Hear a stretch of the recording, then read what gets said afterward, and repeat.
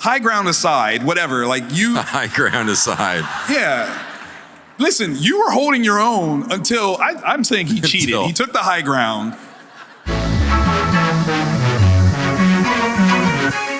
Ladies and gentlemen, Hayden Christensen!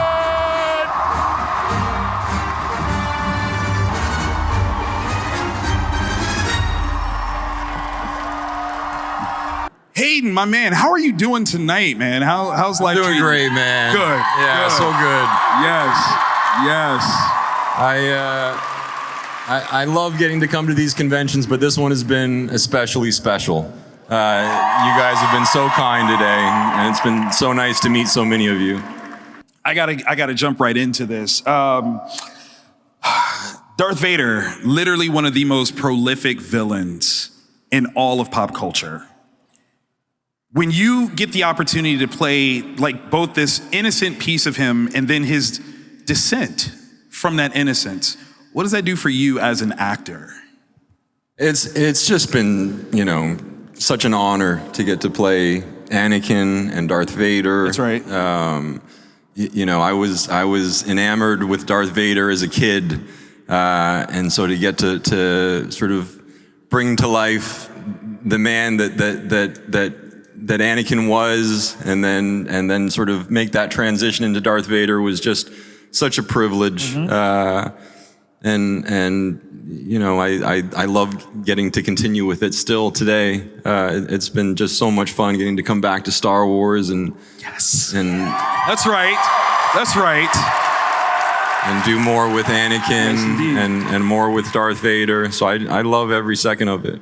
That's so awesome. We are so thankful that you came back. It's such a treasure that you are continuing to give to all of us. Thank you. Absolutely amazing. Was there anyone that you were starstruck by that you got to work with back then? Every single one of them. Every one of them? Yeah. Come on, but you were Anakin. Well, yeah, but I was fresh out of high school at the time, and I was such a huge fan of Ewan's already, and meeting him for the first time was a big deal. First time I met Natalie, I remember she just sort of floated into the room. Sam Jackson, very starstruck when I met Sam. But yeah, it was just an incredible learning experience for me. And I tried to sort of downplay, how starstruck I was. I got you. But they were all so cool, and we kind of quickly became friends, and they're just all really nice, genuinely nice people. So that made it a lot easier for me. That's awesome. Friend or foe, you kind of fought everybody in the series so far. I fought a few. There's a couple. Which actor surprised you with their acumen with the lightsaber? Was there anybody that you were like, oh snap, like you really about this right now? Well, I knew Ewan was really good. Yes. And he kind of set the bar, and I was always just trying to keep up with him. But I was quite taken with Rosario when I got to swing a lightsaber with her.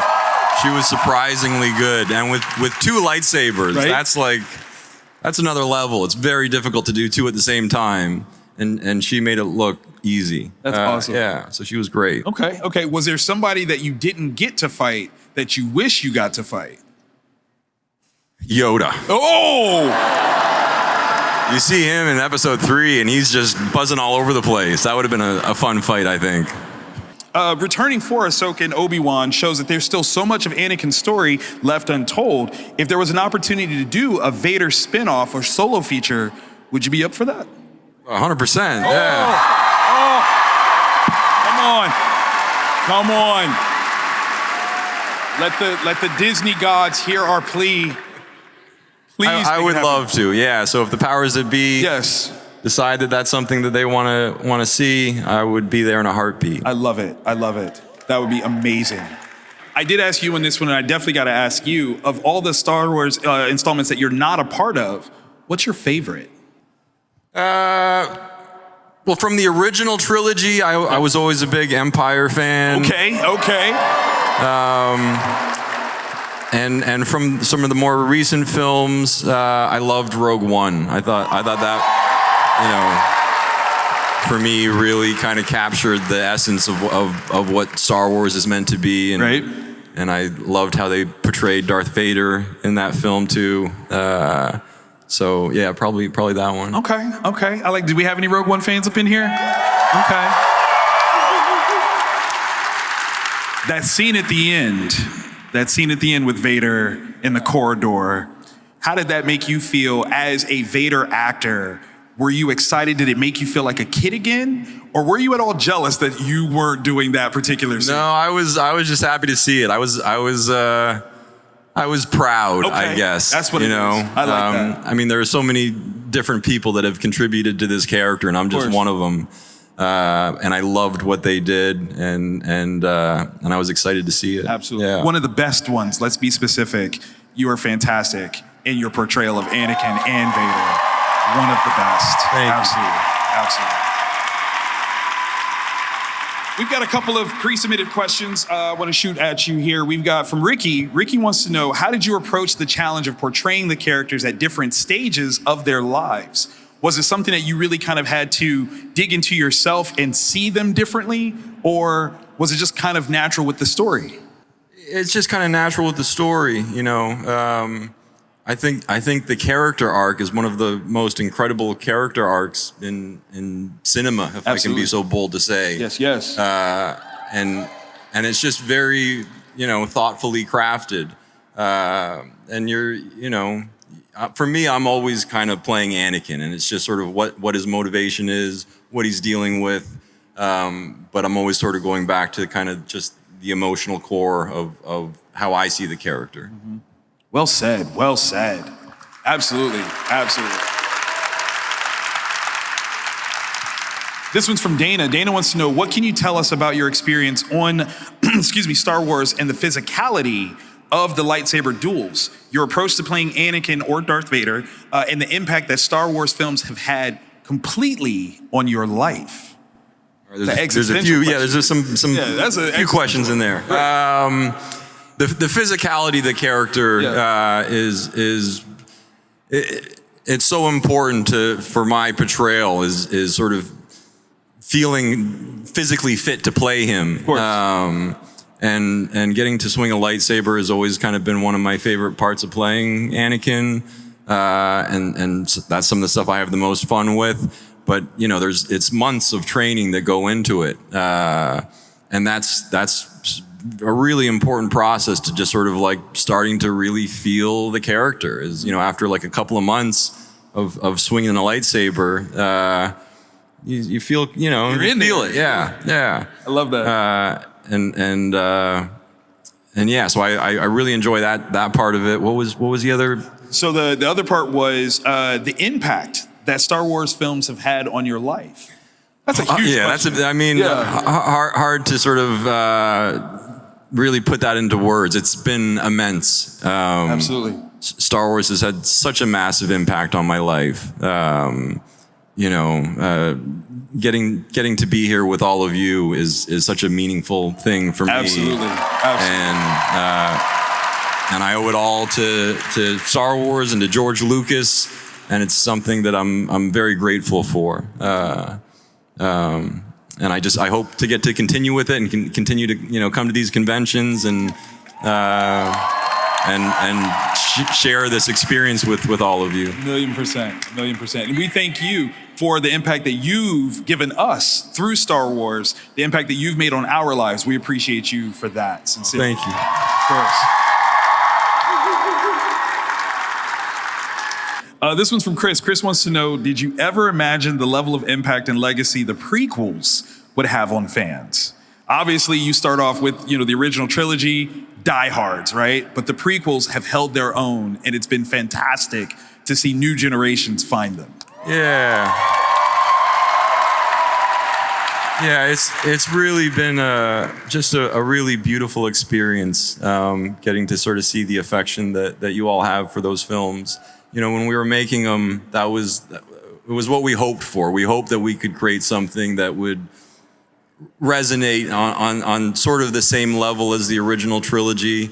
And, you know, now 20 years later, of course, to get to come here and hear from so many of you about, you know, the impact that those films have had on your lives, or how it's gotten you through a tough time, or it's a really special thing. And, you know, as an actor, to get to be a part of something like that, it's a rare thing. And so again, I'm just really grateful for it. Absolutely. Absolutely.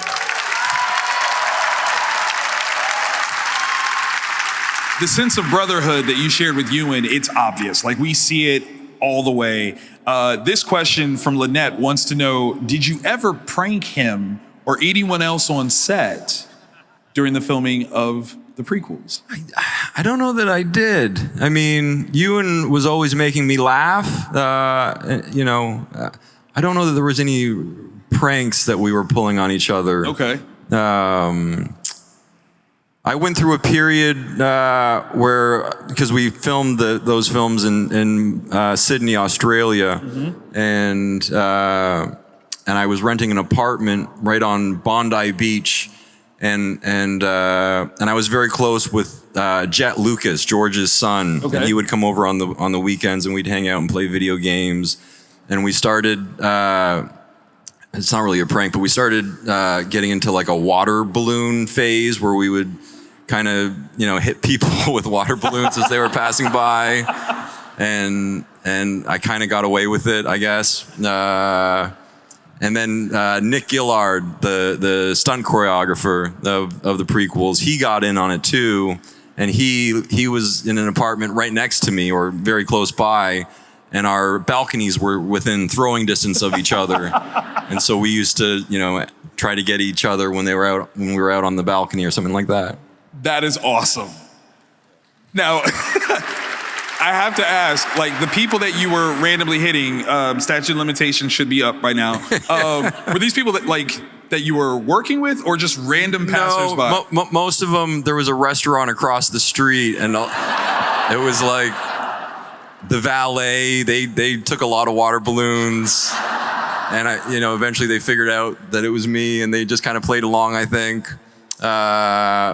But we tried to not just get like, you know, random civilians, you know. Can you guys imagine, like, you're sitting there doing your job, and all of a sudden you get hit with a water balloon, you look up, and it's Anakin Skywalker. Knowing where that story goes, do you get mad and get force choked? Like, how do you deal with that? That's amazing. Yeah, I would go and eat there, and they were all very friendly still, so I don't think they really minded, but I was young, so. That's amazing. Did you ever hear about the fan theory that Jar Jar was a Sith Lord? Yeah, of course. Yeah, I know. I don't know how much stock that theory holds. Right.